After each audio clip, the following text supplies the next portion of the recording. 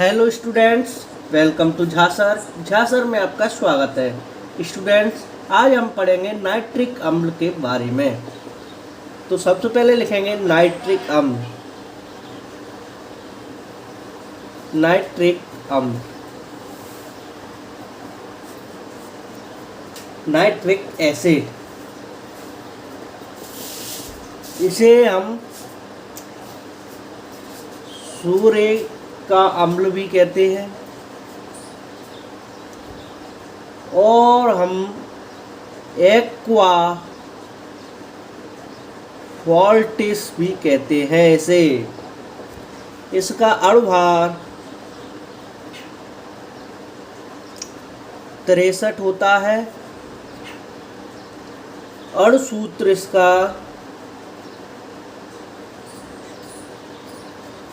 HNO3 होता है।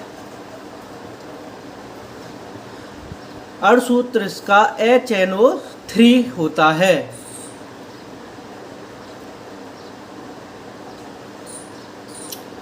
अब हम लिखेंगे उपलब्धता।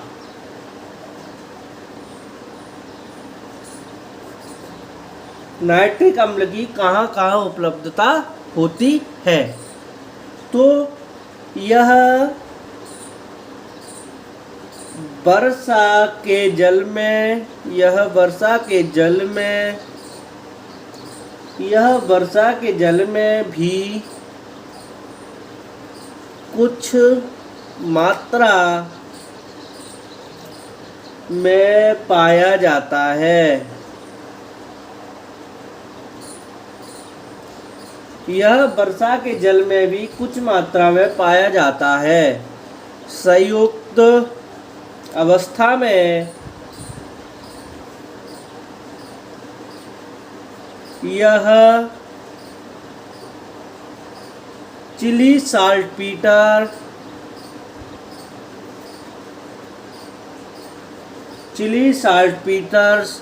NaNO3,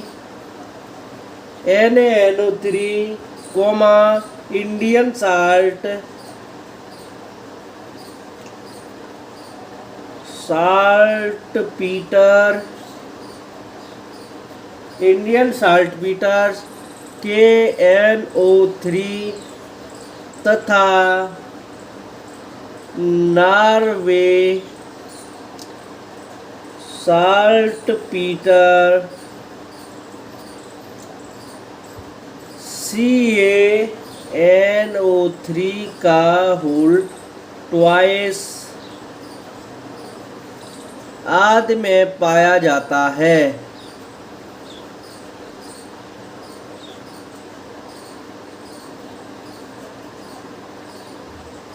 इसकी उपलब्धता कहाँ कहाँ होती है? यह वर्षा के जल में कुछ मात्रा में पाया जाता है। संयुक्त अवस्था में यह चिली साल्टपीटर्स में पाया जाता है, इंडियन साल्टपीटर में पाया जाता है और नॉर्वे साल्टपीटर में पाया जाता है। और हम लिखेंगे बनाने की विधियाँ। बनाने की विधियाँ,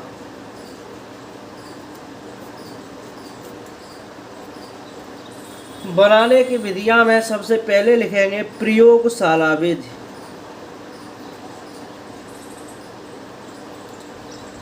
प्रयोगशाला विधि,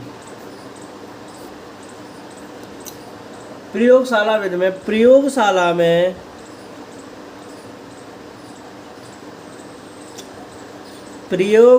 में नाइट्रिक अम्ल,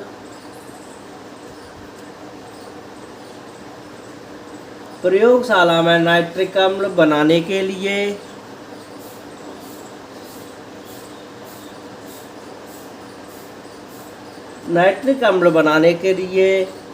NaNO3 या KNO3 को सांद्र सल्फ्यूरिक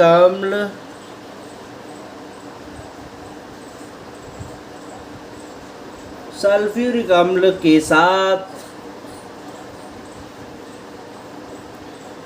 गर्म करने पर प्राप्त होता है।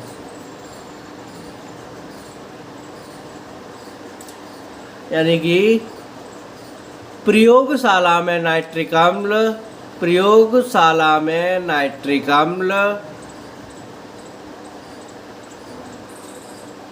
बनाने के लिए HNO3 या KNO3 को सांद्र सल्फ्यूरिक अम्ल के साथ गर्म करने पर प्राप्त होता है, नाइट्रिक अम्ल प्राप्त होता है। तो 2NaNO3 प्लस H2SO4 सांद्र सल्फ्यूरिक अम्ल के साथ ऐसे हम गर्म करेंगे तो HNO3 नाइट्रिक अम्ल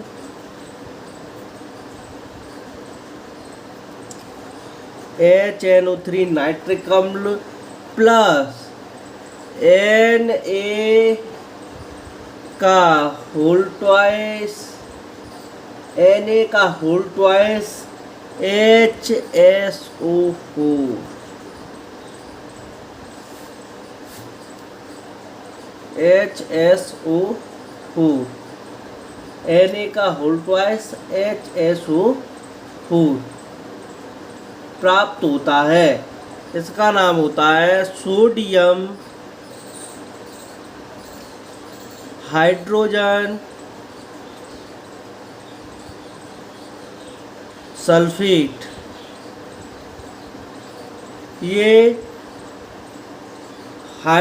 ये हमारा होता है सांद्र सल्फ्यूरिक अम्ल।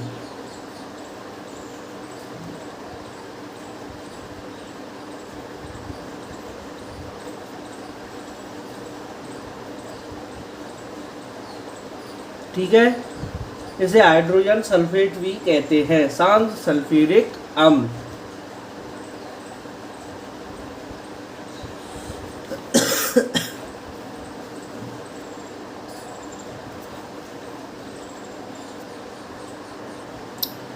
एक और विधि है KNO3 प्लस H2SO4, इससे हम गर्म करेंगे तो HNO3 प्राप्त होगा प्लस KHSO4, इसे हम कहेंगे पोटेशियम हाइड्रोजन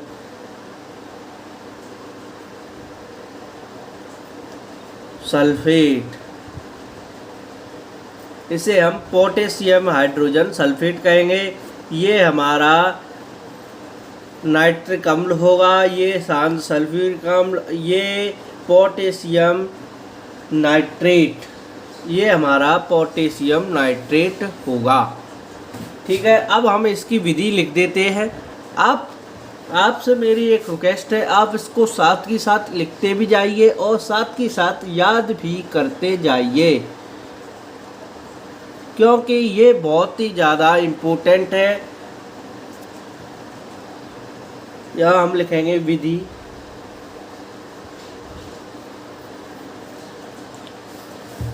विधि में हम सबसे पहले लिखेंगे एक कांच रिटार्ट में समान मात्रा में, एक कांच रिटार्ट में समान मात्रा में NaNO3 और सांद्र सल्फ्यूरिक अम्ल H2SO4 लेते हैं। रिटार्ट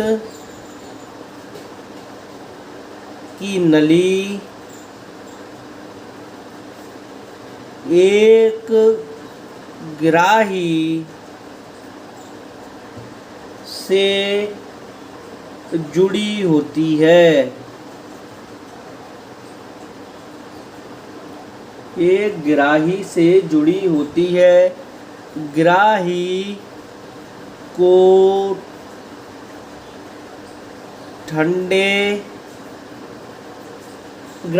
ठंडा रखा जाता है। ग्राही को ठंडा रखा जाता है। रिटार्ट को बर्नर की सहायता से धीरे धीरे गर्म करते हैं। रिटार्ट को बर्नर की सहायता से धीरे धीरे गर्म करते हैं, जिससे नाइट्रिक अम्ल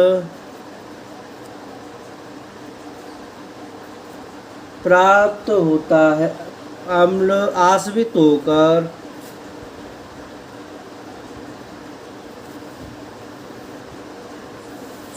ग्राही में एकत्रित हो जाता है।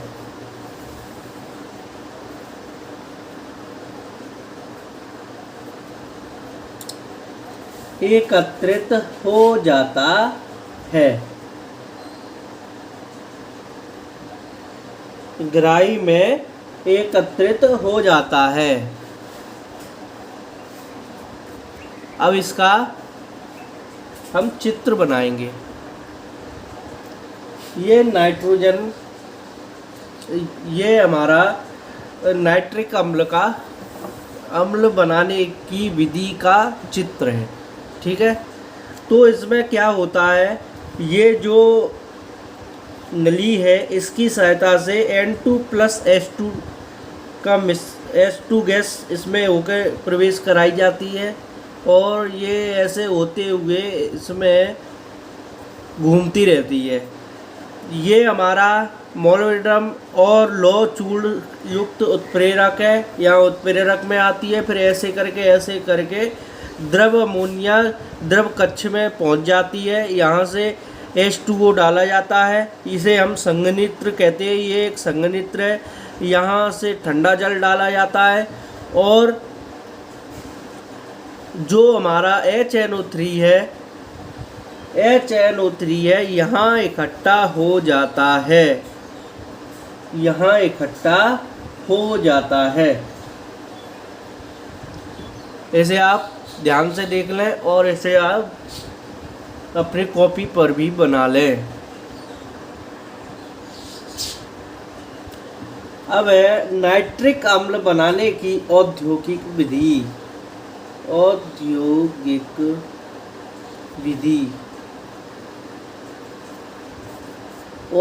विधि में नंबर सबसे पहली आती है ओस्टवाल्ड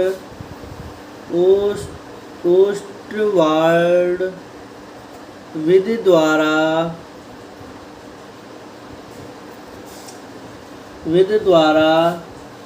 नाइट्रिक अम्ल HNO3 का निर्माण।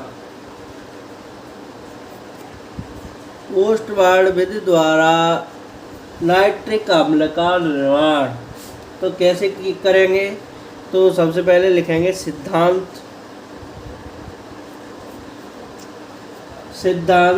इस प्रक्रम में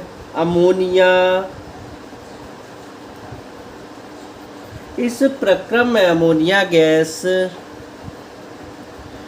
वायु की ऑक्सीजन से Pt उत्प्रेरक की उपस्थिति में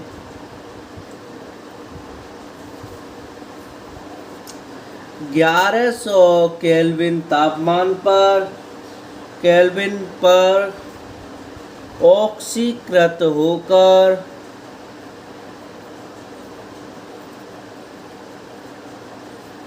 ऑक्सीकृत होकर NO2 बनाती है, NO2 बनाती है।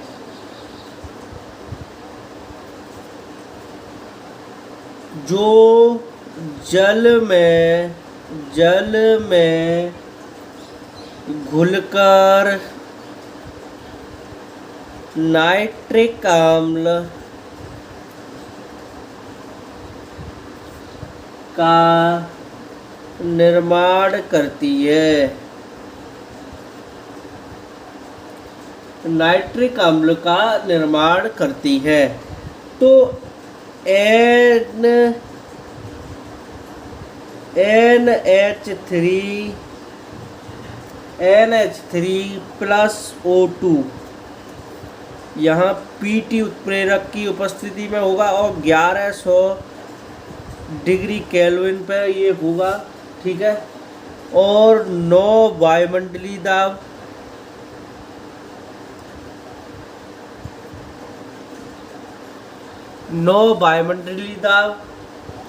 तो क्या बनेगा 4NO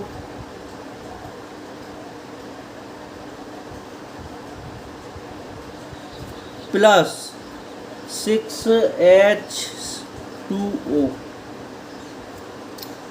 यहाँ 4 का गुणा कर दो, ठीक है। अब 2NO यहाँ से ले लो प्लस O2। अब यहाँ ऑक्सीकरण होगा, ऑक्सीकरण होगा 2NO2 प्राप्त होगा। इसे हम कहेंगे नाइट्रोजन डाइऑक्साइड।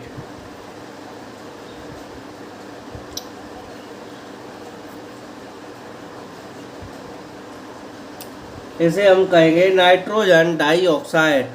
अब 3NO2 को फिर लेंगे प्लस H2O में इसको विलय करेंगे तो हमें क्या प्राप्त होगा 2HNO3 प्लस NO नाइट्रिक अम्ल।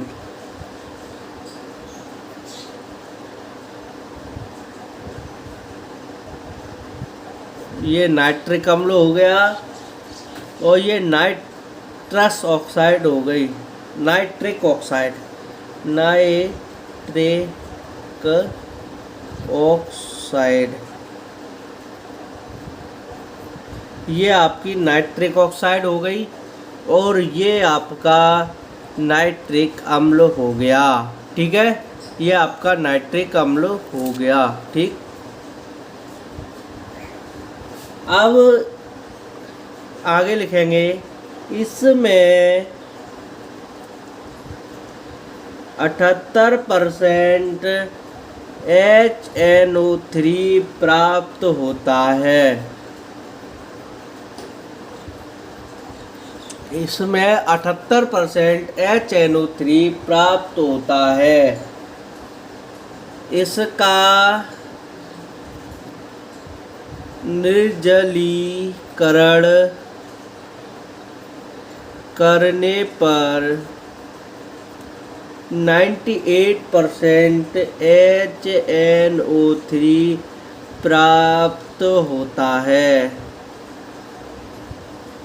ठीक। अब ओस्टवार्ड विधि का भी चित्र बना देते हैं।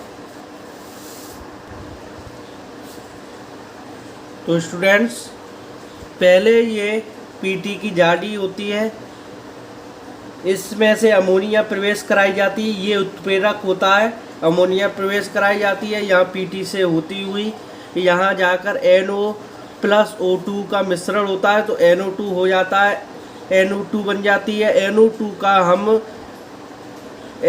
को फिर हम NO2 को जल में मिश्रण करते हैं। NO2 का हम जल से क्रिया कराते हैं, उसकी जल से क्रिया कराते हैं। यहाँ से जल गिराया जाता है, यहाँ से NO2 जाती है और जल इन क्वार्ट स्तंभ से होकर अवशोषण यहाँ अप्रयुक्त गैसें इसमें से होकर निकल जाती हैं। यहाँ से जल गिराया जाता है, जिससे तनु HNO3 प्राप्त होता है। HNO3 प्राप्त होता है, यहाँ से तनु HNO3 प्राप्त होता है, यहाँ से तनु HNO3 प्राप्त होता है। इसे हम ऑक्सीकारक स्तंभ कहते हैं, इसे उत्प्रेरक स्तंभ कहते हैं, इसे अवशोषण स्तंभ कहते हैं। ये हमारे क्वार्ट्स हैं, क्वार्ट्स। ठीक,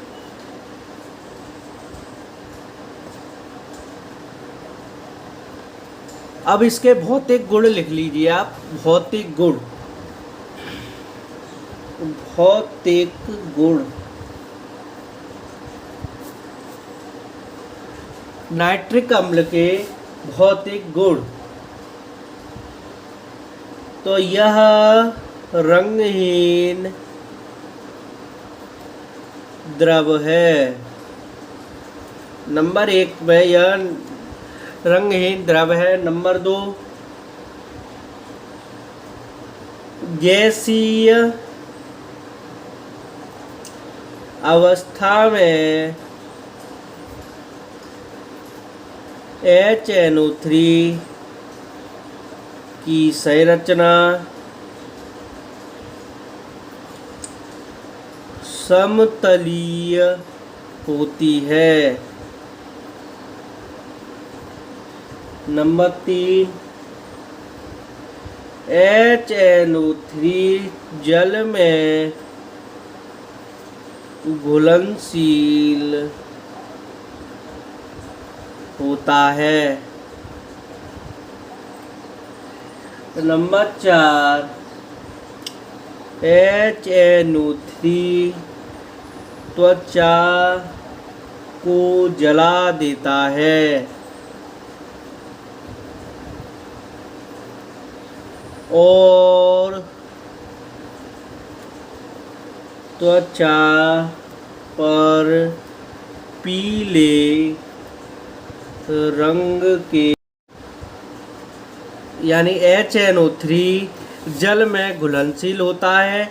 HNO3 त्वचा को जला देता है और त्वचा पर पीले रंग के फफोले पड़ जाते हैं।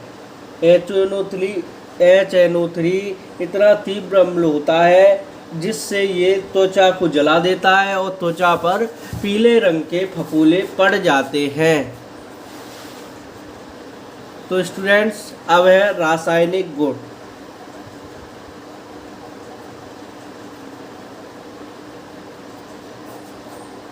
HNO3 के रासायनिक गुण। तो स्टूडेंट्स, आज की वीडियो में इतना ही। जल्द हाजिर होंगे नेक्स्ट वीडियो के साथ। अगली वीडियो में हम इसके HNO3 के रासायनिक गुण और इसके उपयोग कराएंगे।